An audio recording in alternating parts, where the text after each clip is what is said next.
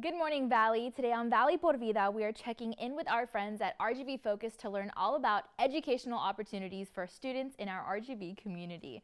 We're also learning about summertime foods, how the humidity can cause germs to enter onto our plate, and how you can avoid it.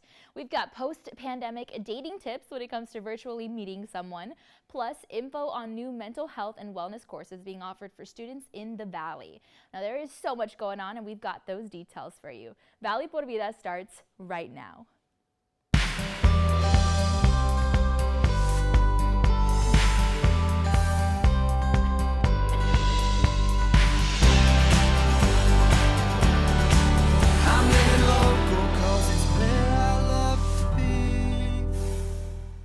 Hi there, and thanks again for joining us this morning. I'm your host, Danielle Banda. Well, one nonprofit organization provides life improvements, education opportunities, and community lifestyles to Rio Grande Valley residents. So our team went ahead and spoke with Dr. Rodney Rodriguez of RGV Focus to learn more. Take a look. Good afternoon. I'm Dr. Rodney H. Rodriguez, Senior Director for RGV Focus.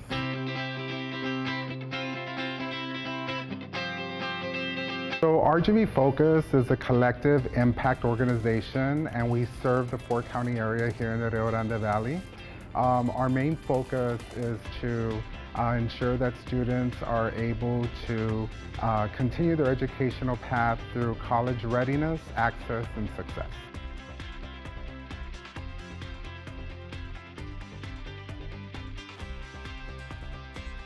So through our collective impact approach and our leadership team, we follow a cradle-to-career pathway in which we make sure that we have all the resources necessary for students starting their educational journey all the way to graduation, which is only the beginning because we want them to continue on to post-secondary education, and that can also be vocational or technical education. So when we work with our school districts, we have 37 school districts here in the Rio Grande Valley and our 5 institutions of higher education.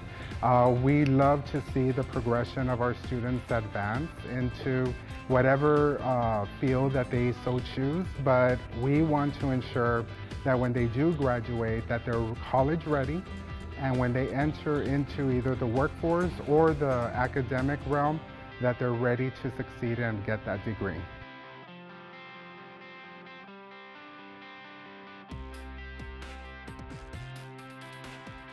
So we've been here for more than 10 years, and when we started, we were primarily focused on dual credit and early college.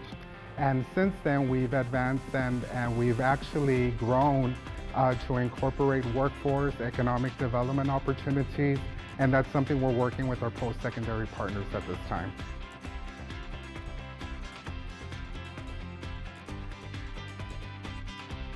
We do follow some metrics that we make sure that we gauge, and I'm happy to report in our 2020 annual release and scorecard, we did very well. We outperformed the state in 9 of the 10 metrics, and that's something we're very proud of here in the Rio Grande Valley.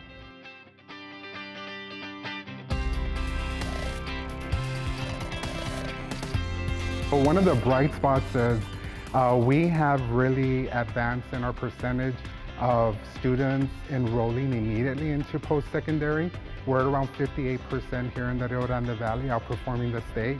And then another bright spot that we have is FAFSA completion, where we're at around 68%, outperforming the state as well.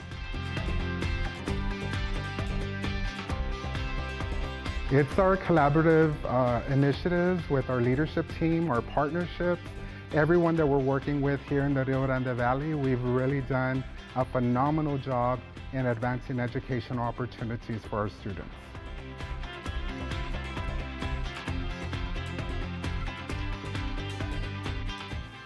So what's next for RGV Focus is working with our leadership team to strategize on different initiatives to be able to advance educational opportunities here for our students in the Rio Grande Valley.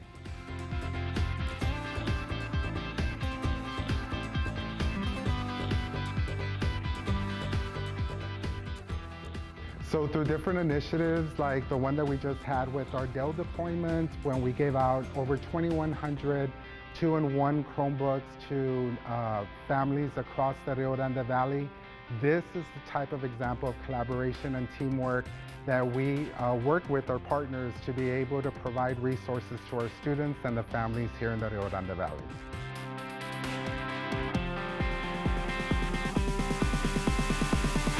So if you want any further information, please visit our website at rgbfocus.org or please call us at 956-444-2586.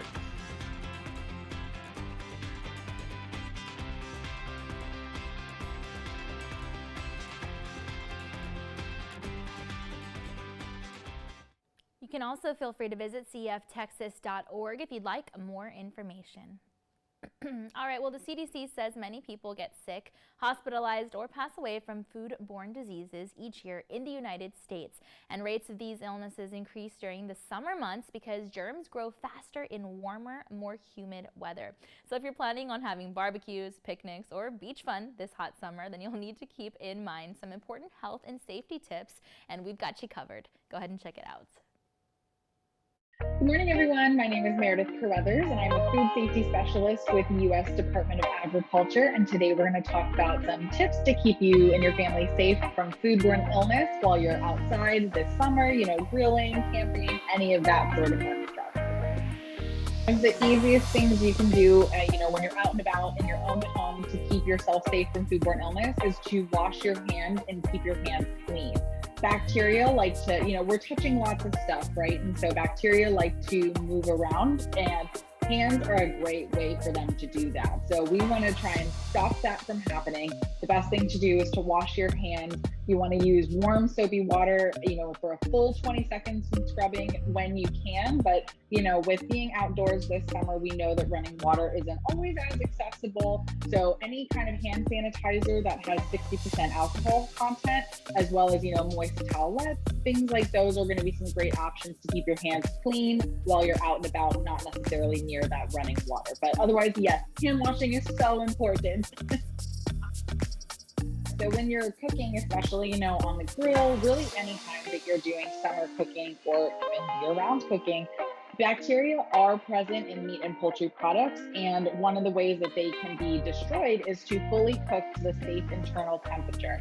So based on whatever food you're making, it does differ a little bit on what that temperature is. For whole cuts of beef, pork, veal, lamb, so those are going to be your steaks, your roasts, your chops, all of those kinds of things. You want to cook to 145 degrees Fahrenheit as measured by a food thermometer, and then let it rest for 3 minutes after that before you start carving into it or doing anything with it.